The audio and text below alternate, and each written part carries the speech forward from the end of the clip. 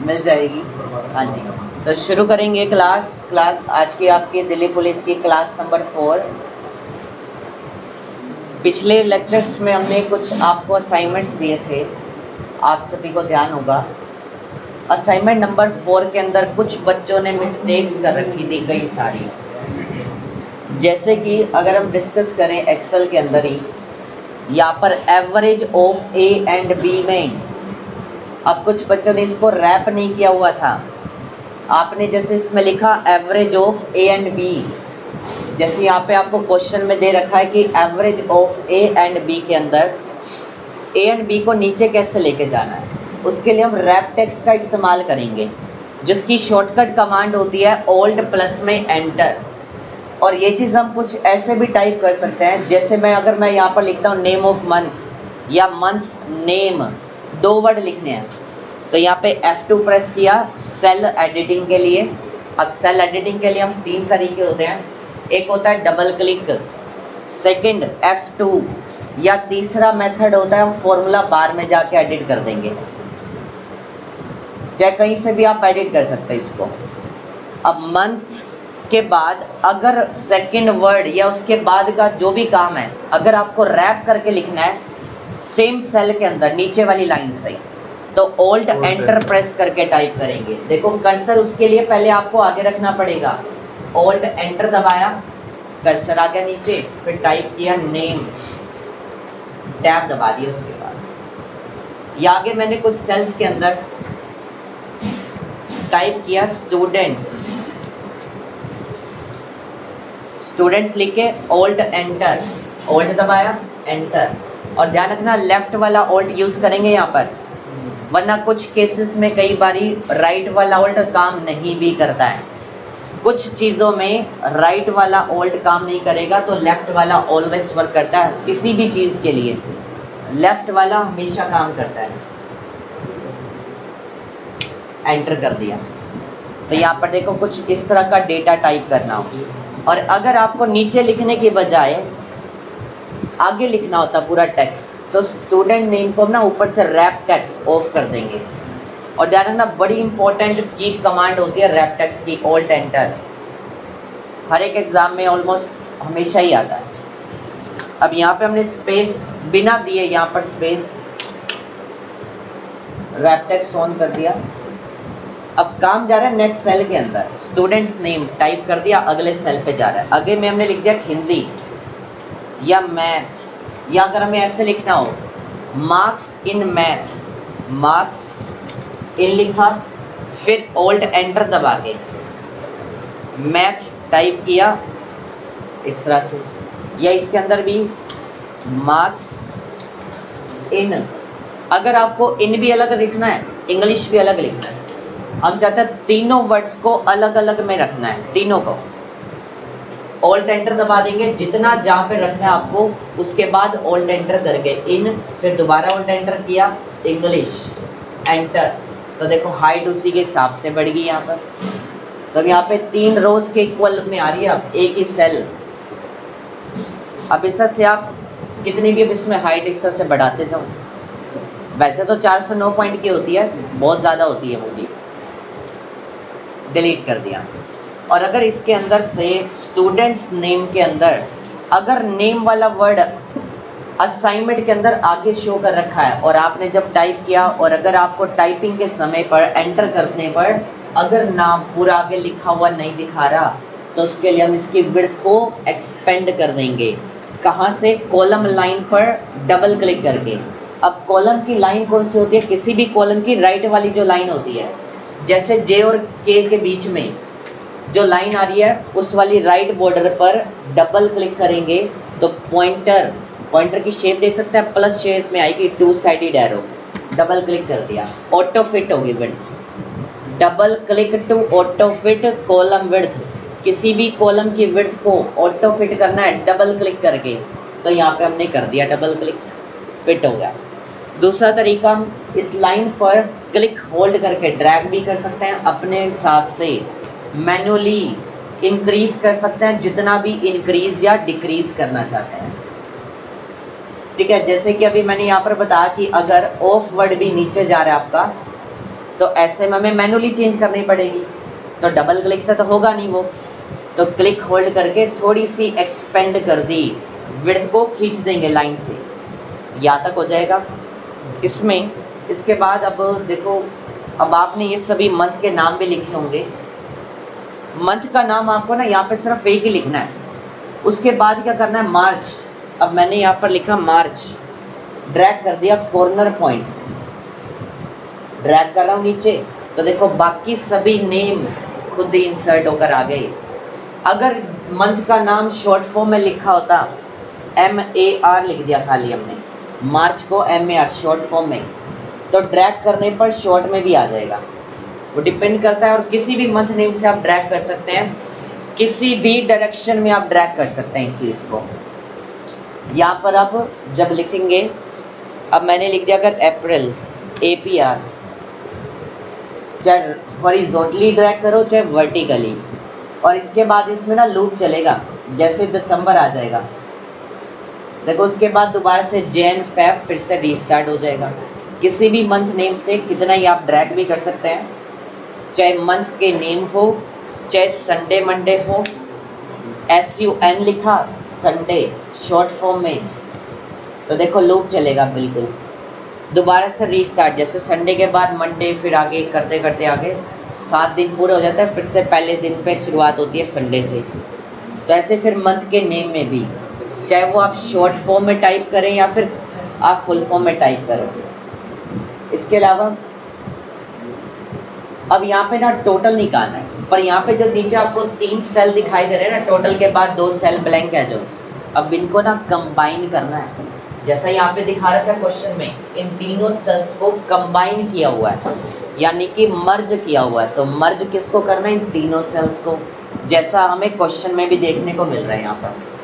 तो उसके लिए हम सिलेक्ट करेंगे पहले तीनों सेल्स को। देखो सेल को सिलेक्ट कैसे करेंगे, सेल पे माउस ले गए, वाइट कलर का प्लस आ रहा है, क्लिक दबा के रखना है और माउस को ड्रैग करना है तीसरे सेल तक। जब ये सिलेक्ट हो जाए, ऊपर आपको ऑप्शन मिलेगा मर्ज एंड सेंटर के नेम से, क्लिक कर देंगे, हो गया मर्ज। अब देखो ऑप्शन का नाम है मर्ज एंड सेंटर।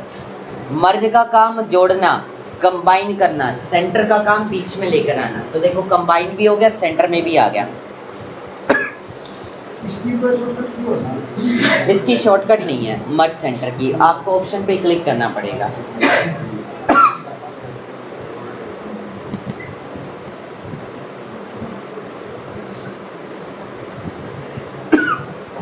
जैसे कि अब मैं ना इसमें एक रो इंसर्ट कर रहा हूँ, राइट क्लिक करेंगे, रो नंबर 1 पे एक रो इंसर्ट कर ली, ऊपर एक रो आ गई, जिसके बाद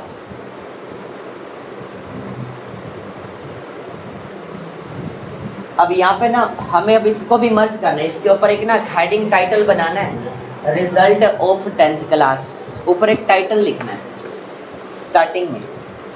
अब टाइप कर दिया, एंटर किया, अब ये तो नेक्स्ट सेल में जा रहा है। और अब जब ये जो टाइटल है ना, ये बिल्कुल बीच में चाहिए इस रो के।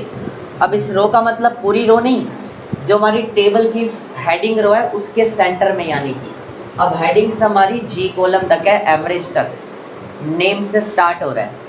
तो सेलेक्ट करेंगे फर्स्ट सेल से लेकर आखिरी सेल तक।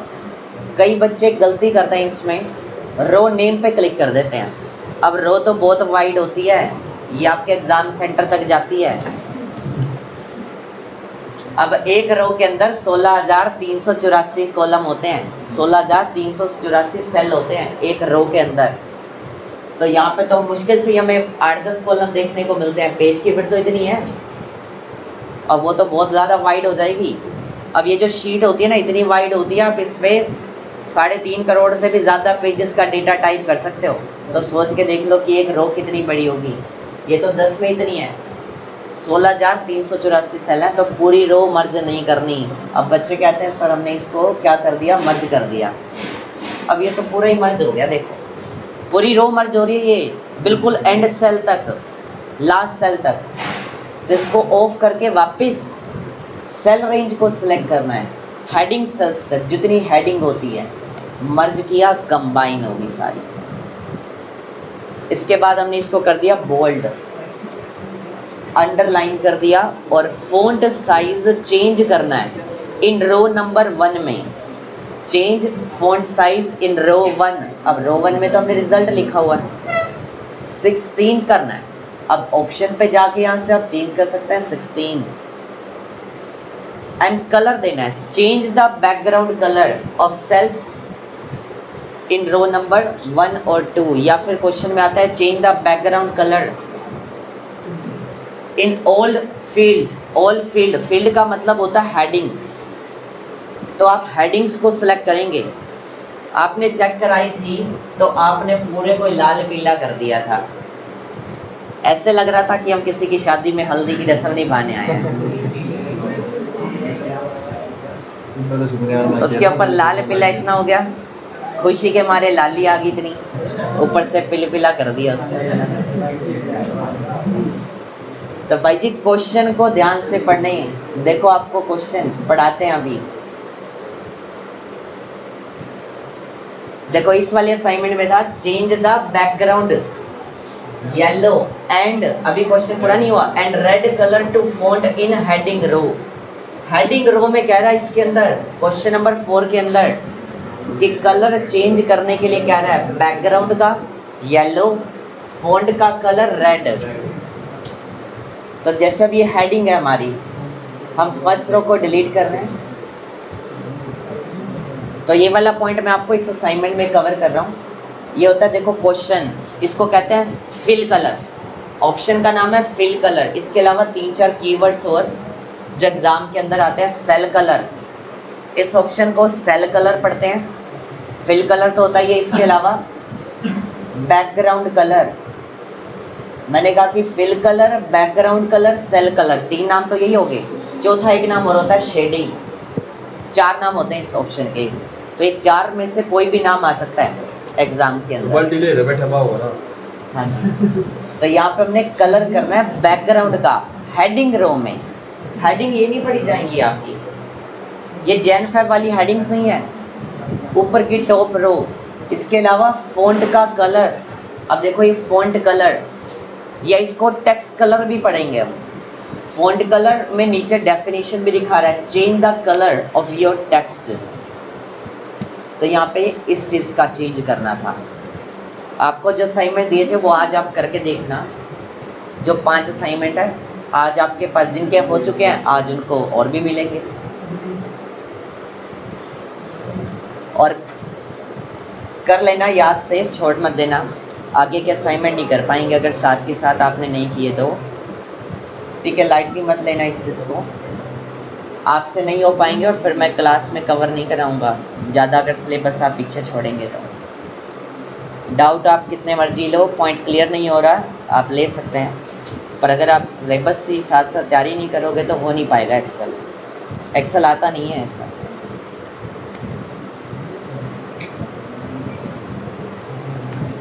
हाँ जी, तो अगले क्वेश्चन में पढ़ेंगे।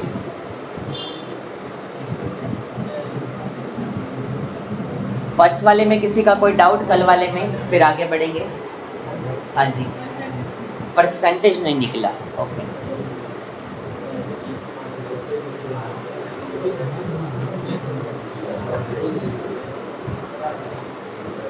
अब देखो यहाँ पे हमने टोटल निकाला था कल। अभी तक मैंने आपको 2 तरीके बताए टोटल के, तीसरा कोई ऑटो सम हुआ है आपका? नहीं हुआ। तो अब तीसरा तरीका एक ऑटो सम का पढ़ते हैं इसके अंदर। अब टोटल कैलकुलेट करना है। अब टोटल निकालने के लिए हमने टाइप करके किया था formula, equal to sum bracket open. इसके बाद हमने सम के लिए रेंज को टाइप किया, कहाँ से कहाँ तक टोटल करना हमने, B21F लास्ट सेल एड्रेस। अब टाइप करके किया था हमने। अब देखो मैं क्लिक दबा के सिलेक्ट कर रहा हूँ रेंज को, एंटर कर दिया तो यहाँ पर देखो फॉर्मूला इसके अंदर टाइप होकर आ गया स्क्रीन पर। जैसे ही मैंने रेंज को सिलेक्ट किया, equal to sum bracket open. और देखो जब हमें ब्रैकेट लगानी होती है ना, हमने अगर टाइप किया कोई भी फॉर्मूला इक्वल टू सम और उसका नेम अगर आपको नीचे सिलेक्टेड शो कर रहा है तो आप कीबोर्ड से टैब बटन प्रेस कर देना। देखो नाम भी आ गया और ब्रैकेट भी लगकर आ गया टैब दबाते ही। अब हमें अलग से शिफ्ट के साथ नहीं दबाना पड़ा। अब हमें यहाँ पे रेंज सेलेक्ट करनी है। अब जैसे बी कॉलम है, रो नंबर 21 है, फर्स्ट वैल्यू 98 है जो हमारी बी 21 में है, आखिरी हमारी एफ 21 में है। तो यहाँ पे अब टाइप करने की बजाय हम सीधे सिलेक्ट करके माउस की हेल्प से और एंटर दबा देंगे, टोटल आ गया। अब इसके लिए हम एक और आसान तरीका, ये तो हो गया सिलेक्शन करके। नेक्स्ट ऑप्शन होता है ऑटो सम, टोटल कैलकुलेट करना है यूजिंग बाय ऑटो सम, जिसकी शॉर्टकट होती है alt plus equal to. Alt plus में इक्वल टू एक शॉर्टकट तरीका होता है जिस भी सेल में आपको सम करना है। अब यहाँ पे सम करना है हमें, यहाँ पर कर्सर क्लिक है ऑलरेडी, ऑल्ट के साथ इक्वल प्रेस कर रहे हैं, आगे सम रेंज लिखी हुई ऑटोमेटिक। चाहे आप ऑप्शन पे क्लिक करेंगे तब भी इससे सम का फॉर्मूला भी टाइप हो जाएगा, रेंज भी लिखी हुई आ जाएगी, एंटर दबा देंगे, बस आंसर निकल कर आ गया। अब इसके बाद अगर हमें सभी का चाहिए तो क्या करते हैं, हम कॉर्नर से ड्रैग करते हैं या फिर डबल क्लिक करते हैं। अब हमने डबल क्लिक किया या ड्रैग किया। अब इसका एक और पॉइंट ऑटो सम का ही। अब हमें सम कहाँ तक करना था, पांचों के अंदर, तो हमने एक पे क्लिक करके ऑटो सम दबाया, तो पहले एक पे क्लिक करके ड्रैग करना पड़ा। तो स्टार्टिंग से ही क्या करो, आप इस रेंज को ना क्लिक दबा के सिलेक्ट कर लेना, स्टार्टिंग से ही जहाँ से जहाँ तक आपको सम करना है, एक ही साथ रेंज को सिलेक्ट करो, ऑल्ट इक्वल दबा दो। अब देखो एक ही बार में पांचों के पांचों एक साथ सम होकर आ गए। और जितना सिलेबस आप देर से प्रैक्टिस करोगे ये चीज़ें इतनी सारी याद नहीं रहेंगी, ध्यान करना। अभी चीज़ें बहुत सारी बढ़नी है, अभी तो और शॉर्टकट तरीके भी आएंगे कई बहुत सारी चीज़ों में, और इतनी सारी छोटी चीज़ें आपको रेगुलर यूज़ में आएंगी। और असाइनमेंट करोगे तब आ जाएंगी, असाइनमेंट में हर चीज़ कवर होती जाएगी, हो जाएगा ये पार्ट। ऑटो सम का एक साथ सेलेक्ट करके एक सिंगल सेल पे क्लिक करते हैं। बातें क्यों शुरू हो जाती हैं भाइयों, क्या बातें करते हो, मेरे को भी बता दो, मैं भी आ जाता हूँ, क्या पता मेरा भी मन कर जाए। हाँ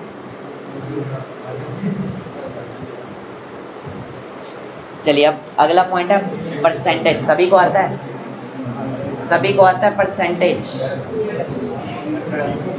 बीच में नहीं बोलेंगे जी, बताएंगे परसेंटेज। ध्यान से देखना, सेल का एड्रेस गलत ना हो, क्या चीज़ कैलकुलेट करने के लिए बोला है, बीच में और कोई नहीं बोले। क्या आएगा, हाँ जी, बाय में 5 क्यों लिखा हमने, हाँ जी। अब यहाँ पे हमारे पास 5 सब्जेक्ट है, देखो हमने क्या निकालना है, परसेंटेज। अब परसेंटेज निकालनी है किस पर, टोटल अमाउंट पर।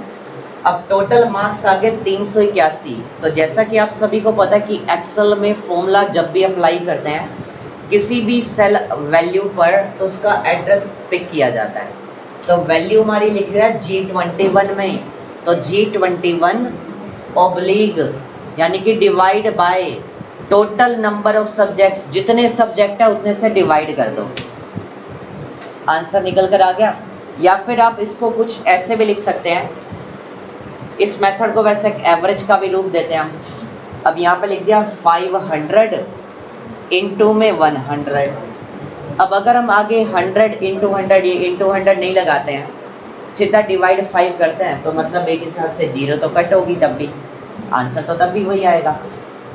क्या इसमें अपॉन में 500 इंटू 100 लिखो चाहे ना लिखो, खाली 5 भी लिख सकते हैं या 500 लिख के परसेंटेज का साइन भी ले सकते हैं। इंटू 100 की जगह पे आप परसेंटेज का साइन भी लगा सकते हैं, यानी कि जो परसेंटेज है कितने में से निकाल रहे हैं, 500 में से, तो डिवाइड बाय 500% कर देना। अब ये तो हो गया परसेंटेज का तरीका।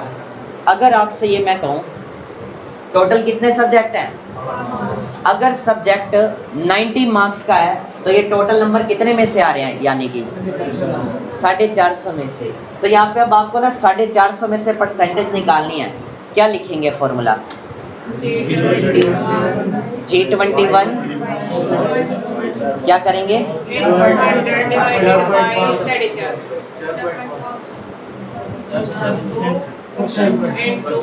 सीधा परसेंटेज का साइन लगा दो, जितने में से आप निकालना चाहते हैं। ठीक है, टोटल नंबर ऑफ सब्जेक्ट्स जो होते हैं, जैसे 5 है और अगर सब्जेक्ट 90 नंबर का है चाहे 80 नंबर का है तो उसका टोटल निकाल लेना कितने में से आ रहे हैं। जैसे हम एग्ज़ाम देते हैं, 6 सेमेस्टर है, अब किसी सेमेस्टर में 5 सब्जेक्ट हो गए, किसी में 4 हो गए। अब 6 सेमेस्टर हैं और मान लीजिए आपके टोटल 28 सब्जेक्ट है 100 नंबर के, तो 2800 में से निकालते हैं, उसमें ग्रैंड टोटल निकल कर आता है। तो कैसे निकालेंगे? इस तरह से आपके अगर नंबर आ गए 2350, अगर आपके 2350 नंबर आ गए 2800 में से, तो यहाँ पर मैं जूम कर देता हूँ, इक्वल टू क्या लिखेंगे? G30 डिवाइड बाय 28, सीधा परसेंटेज कर दो जितने में से आप निकालना चाहते हैं। ठीक है, टोटल ग्रैंड वैल्यू में से आप निकाल देना, निकल कर आ जाएगी। चाहे परसेंटेज की जगह आप इनटू में 100 लिखना चाह रहे हैं, ऐसे लिख दो, चाहे इनटू 100 को पहले ले आओ, डिवाइड बाय 2800 बाद में ले जाओ, कैसे भी कर सकते हैं, सेम ही आंसर रहेगा। परसेंटेज का सभी को क्लियर? कोई पॉइंट रिपीट करना हो जी? एवरेज हो गया था, सभी का आता है जी। अगले क्वेश्चन में देखो, असाइनमेंट नंबर 2 में कोई डाउट? क्लियर? मल्टीप्लिकेशन के लिए कौन सा फंक्शन? प्रोडक्ट। मल्टीप्लाई के लिए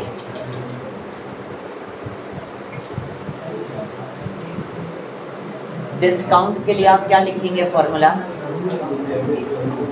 इक्वल टू B2 आगे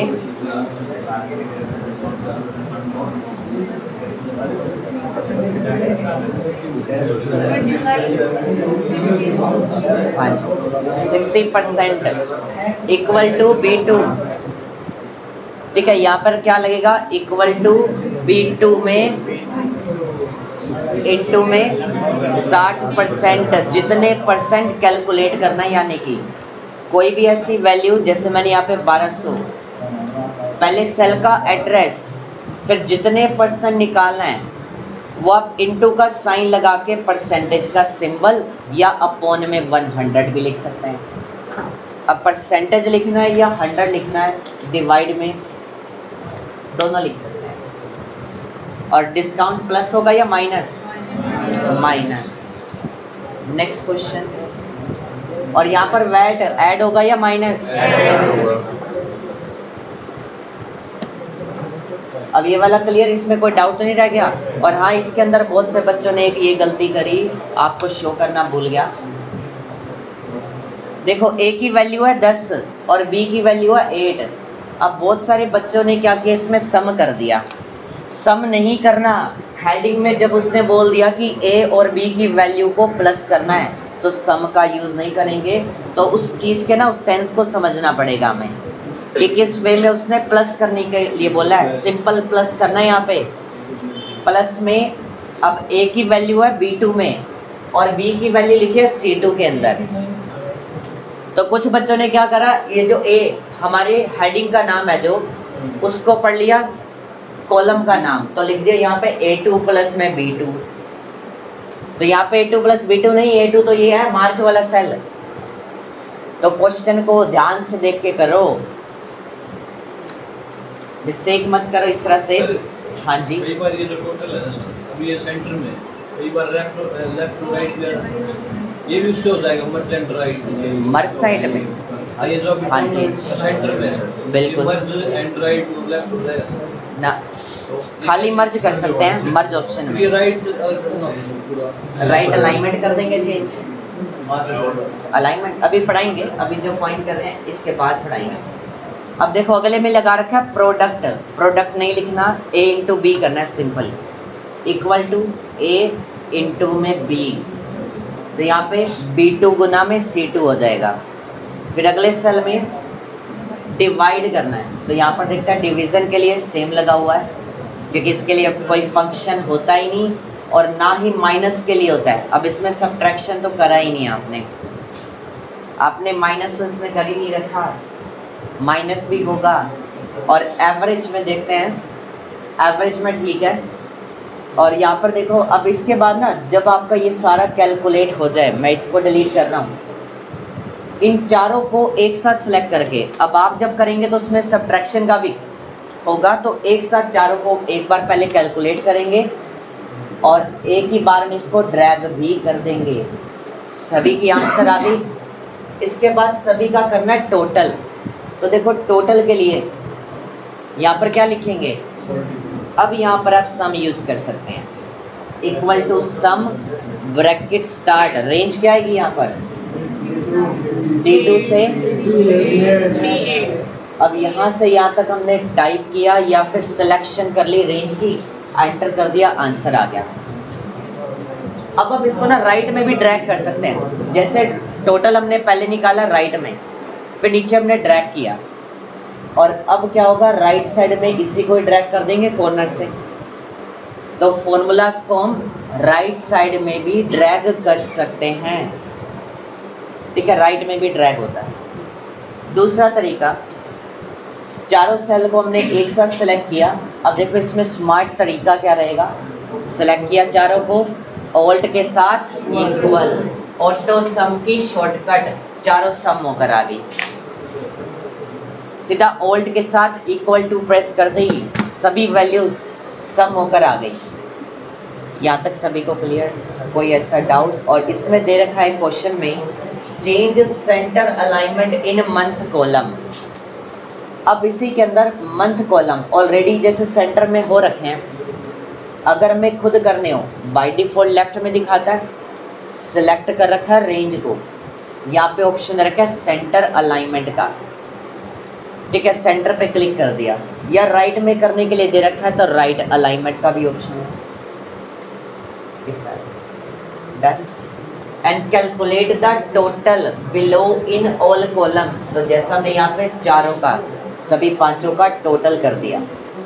देखो a माइनस बी भी था, आपने उसमें डिजाइन नहीं किया हुआ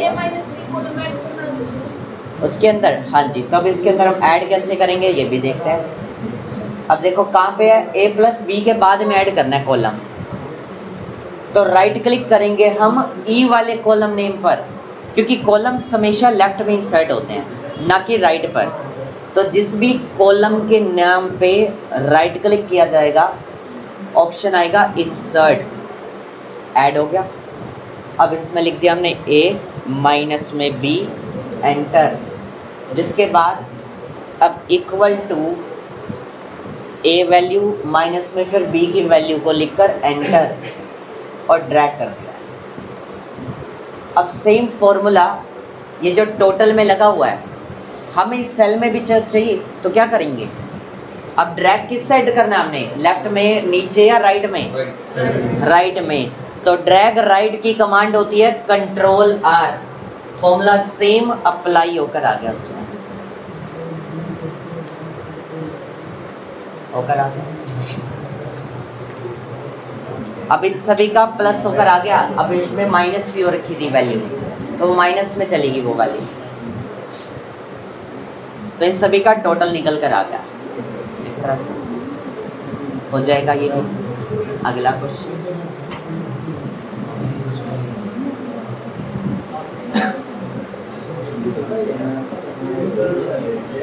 मैं कुछ पॉइंट्स करा रहा हूँ, 10 मिनट है हमारे पास,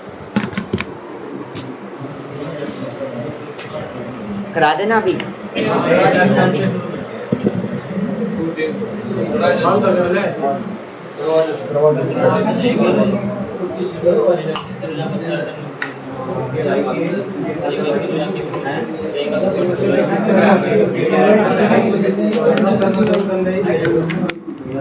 करा दिया जाए, ठीक है। देखो भाई, देखो सामने, हाँ जी, मच्छी मार्केट, तौल भाव हो गया हो मोल भाव, तो देख लो सामने 10 मिनट।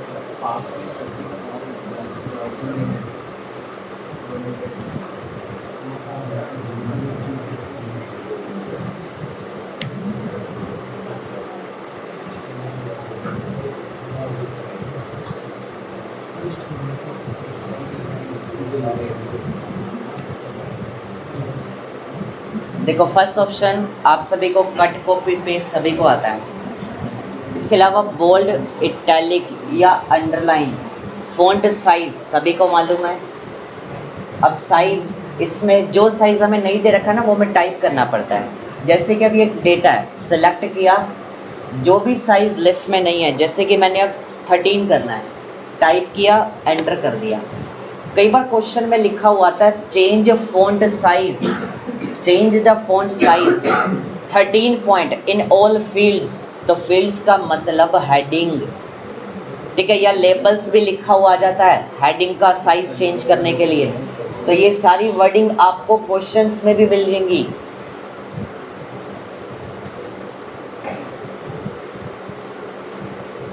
आपने मिनिमम मैक्सिमम का कर लिया सभी ने, ठीक है। और यहाँ पे हमने जैसे सभी का चेंज कर दिया साइज 13 पॉइंट, और अगर हमें यहाँ पर अब इन सभी कॉलम्स का साइज चेंज करना है, हम चाहते हैं सभी कॉलम की जो विड्थ है ना वो 12 पॉइंट करनी है, तो 12 करने के लिए पहले पूरी टेबल को सिलेक्ट करना पड़ेगा। तो टेबल में क्लिक करके कंट्रोल ए प्रेस किया, पहले टेबल डेटा को सिलेक्ट करके फॉर्मेट पे जाकर कॉलम विड्थ पे क्लिक करेंगे, टाइप कर दिया मैंने 12 पॉइंट और ओके कर दिया। विड्थ इंक्रीज हो गई, या और ज़्यादा बढ़ानी है फिर से वापस आएंगे, चेंज कर देंगे। एक होता है ऑटो फिट करना। कई बार क्वेश्चन में आपको ऐसा लिखा हुआ मिलेगा, जैसे आप क्वेश्चन नंबर यहाँ पे 5 में देख सकते हैं, auto adjust the width of cell as required, यानी जितनी सेल्स को रिक्वायर्ड है उतनी विड्थ हो जाए, ऑटोमेटिकली एडजस्ट हो जाए डेटा, ठीक है, width of cell as required. तो यहाँ पे डेटा उसकी विड्थ के हिसाब से, टेक्स्ट की लेंथ के हिसाब से, तो ऑप्शन ये हमें मिलेगा यहीं पे फॉर्मेट पे जाकर। हमने किया था कॉलम विड्थ का यूज़ अभी, अगर हमने मैनुअली चेंज करना हो टाइप करके कितनी चाहिए एग्जैक्ट, और अगर ऑटो फिट करना है तो ऑटो फिट पे क्लिक करते हैं ना, ये जो हमारे पास एक्स्ट्रा स्पेसिंग हमें मिल रही है देखने को, ये वाली सारी, तो इसको देखो यहाँ पर इस तरह रिमूव कर दिया। और यदि अगर किसी सेल में अगर डेटा कट हो रहा होता तो वहाँ पे वो उसकी विड्थ बढ़ जाएगी, और अगर एक्स्ट्रा है तो वो कम हो जाएगी, जैसे यहाँ पर हो गया। तो ये आता है ऑटो फिट करना। एंड नेक्स्ट पॉइंट में क्वेश्चन नंबर 5 में चेंज पेज ओरिएंटेशन पोर्ट्रेट और मार्जिन करना है नॉर्मल। ओरिएंटेशन का मतलब उसका लेआउट चेंज करना। हम जब प्रिंट करते हैं तो वो पोर्ट्रेट में निकालते हैं हमेशा मोस्टली, अगर हमें इस तरह से लैंडस्केप में करना है तो पेज लेआउट पे ही जाकर ओरिएंटेशन, बाय डिफ़ॉल्ट पोर्ट्रेट ही होती है।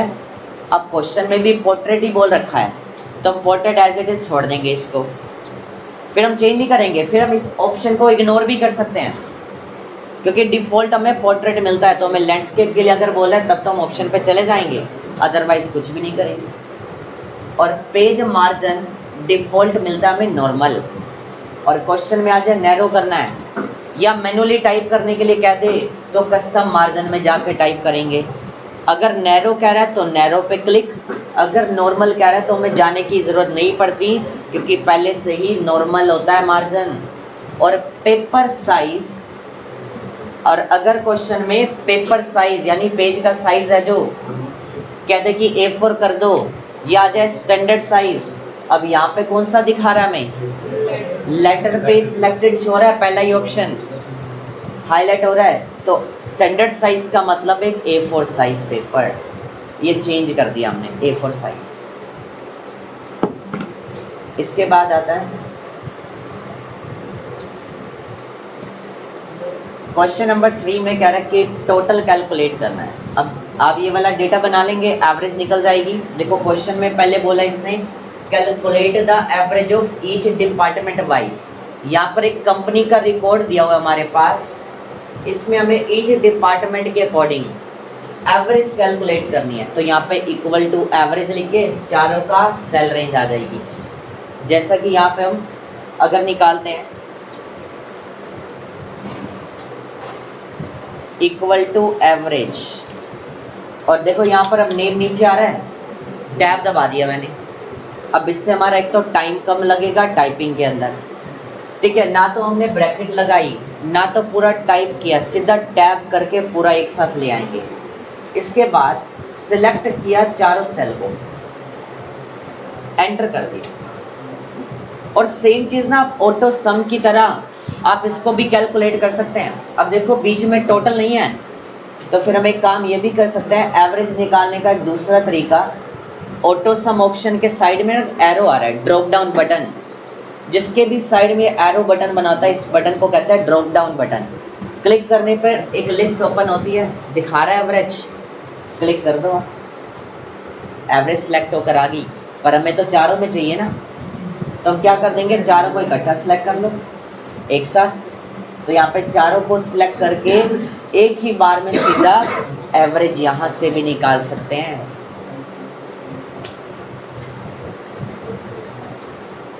ठीक है, एडिट करना है तो F2 सेल एडिटिंग, एडिटिंग के लिए हम सेल एडिटिंग करने के लिए F2 प्रेस करते हैं या डबल क्लिक। तो देखो यहाँ पे सभी में फॉर्मूलाज अप्लाई होकर आ गए। इसके बाद अब टोटल भी करना है।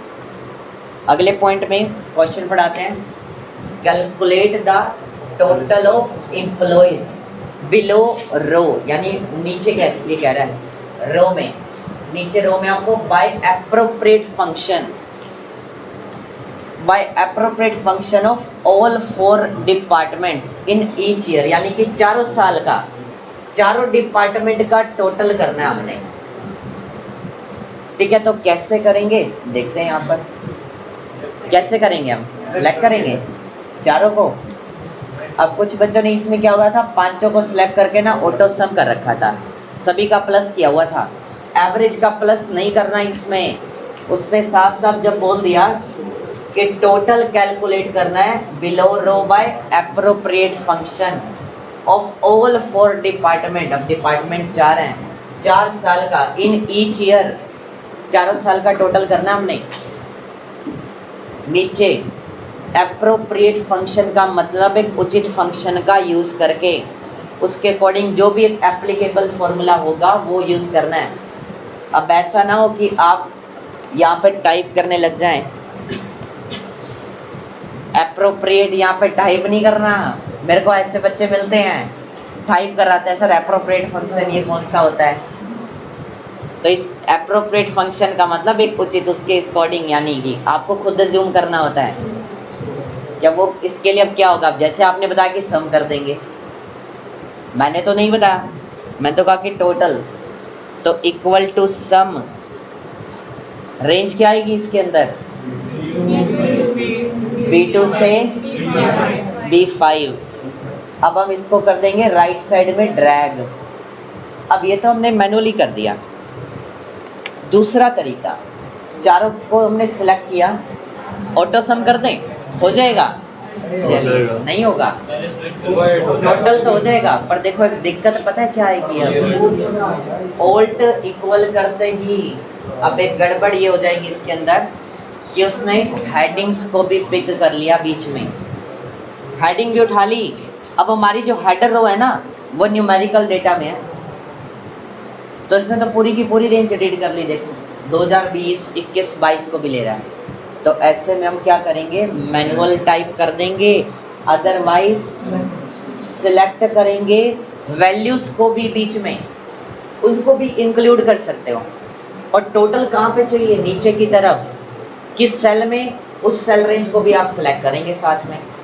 तो यहाँ पर मैंने दोबारा से सिलेक्शन कर रहा हूँ, इस वाले फर्स्ट सेल पे पॉइंटर लेकर जा रहा हूँ, क्लिक दबा के नीचे जिस सेल रो में डेटा कैलकुलेट करना है, ऑल्ट इक्वल यहाँ पर सभी का एक साथ कर देंगे।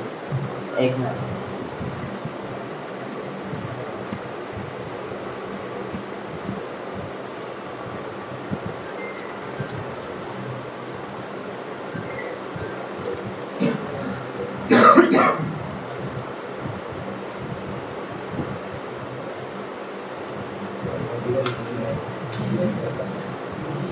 जी, तो यहाँ पर हमने सिलेक्ट किया ऑल्ट के साथ इक्वल टू, सभी का सम होकर आ गया। दरअसल मैंने ये डेटा उसमें से कॉपी पेस्ट किया हुआ था तो दिक्कत आ रही थी इसमें, तो इसलिए मैंने फॉर्मेट हटा दिया पहले वाला। तो यहाँ पर देखो ऑल्ट इक्वल करते ही सारी वैल्यू सम होकर आ गई, जितनी भी सिलेक्टेड है नीचे तक हो जाएगा ये चीज़। तो ये क्वेश्चंस कवर कर लेना। सर वो मार्केटिंग और डी होता है। एक सेकंड।